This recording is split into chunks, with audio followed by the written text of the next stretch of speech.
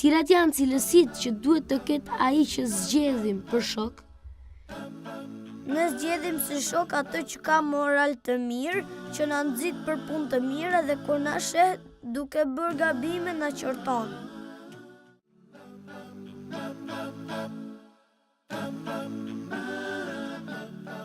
Çfarë duhet të themi para se të fillojmë ngrënien? Para ngrënies duhet të themi Bismillah, me emrin e Allahut.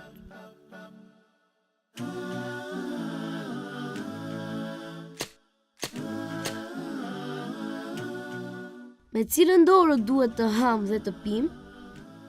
Muslimani duhet të hajë dhe të pi me dorën e djathtë.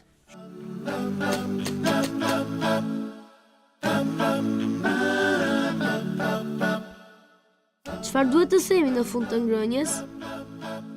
Pas ngrënies duhet të themi Elhamdulillah, falënderimi i takon Allahut.